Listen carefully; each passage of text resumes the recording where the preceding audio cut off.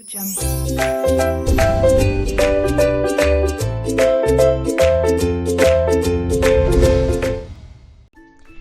adik-adik, bagaimana kabar kalian semua? Kembali lagi dengan saya, Kakak Cia. Dalam video kali ini kita akan belajar tentang apa itu fotosintesis dan bagaimana proses fotosintesis itu dapat terjadi ya.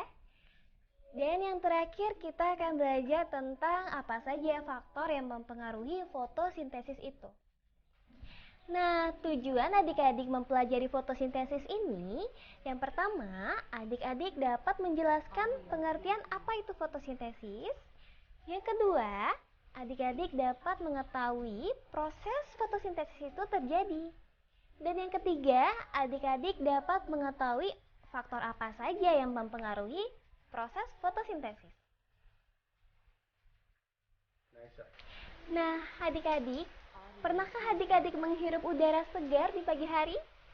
Udara yang kita hirup adalah oksigen yang berasal dari fotosintesis. Fotosintesis ini sangat penting sekali bagi makhluk hidup. Karena proses fotosintesis ini menghasilkan oksigen yang dibutuhkan bagi pernafasan manusia.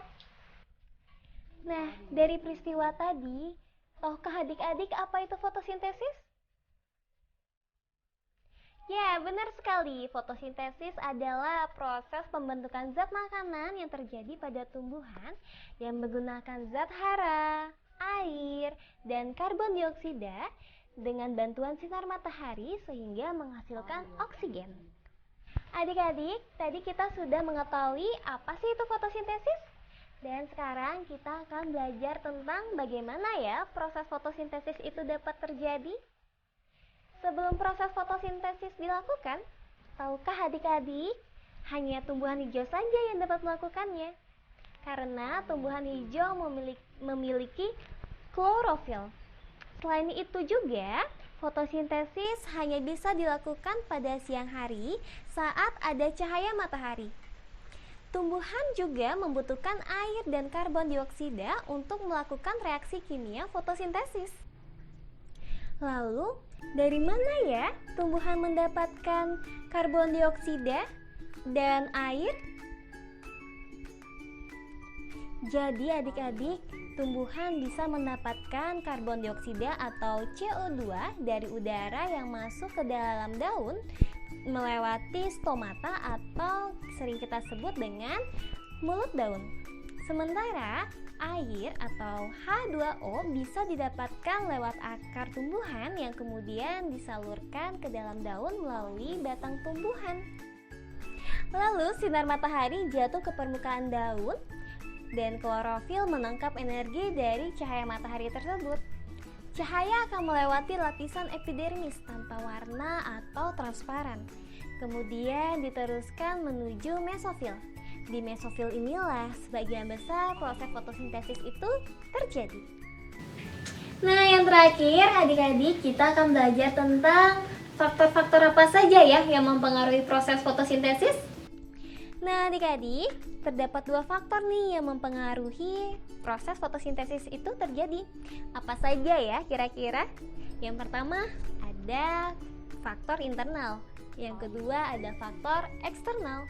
Di dalam faktor internal terdapat kadar klorofil, kemudian ada bentuk dan struktur daun, dan ada anatomi daun, kebutuhan daun terhadap cahaya, dan penyebaran stomata.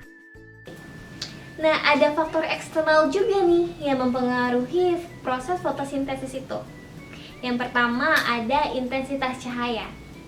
Semakin tinggi intensitas cahaya matahari, maka semakin banyak energi cahaya juga yang diserap oleh klorofil. Lalu, semakin sedikit CO2 yang memasuki daun, maka laju fotosintesis juga akan menurun. Kemudian apabila kadar CO2 ditingkatkan perlahan-lahan, maka laju fotosintesis akan meningkat hingga tingkatan suhu tertentu. Lalu laju fotosintesis akan meningkat dengan kenaikan suhu. Dan apabila suhu terlalu tinggi, maka proses fotosintesis juga akan terhenti. sehingga kadar air dan ion organik dalam tanah juga berpengaruh. Kemudian, daun yang layu juga menyebabkan penyerapan CO2 terhambat.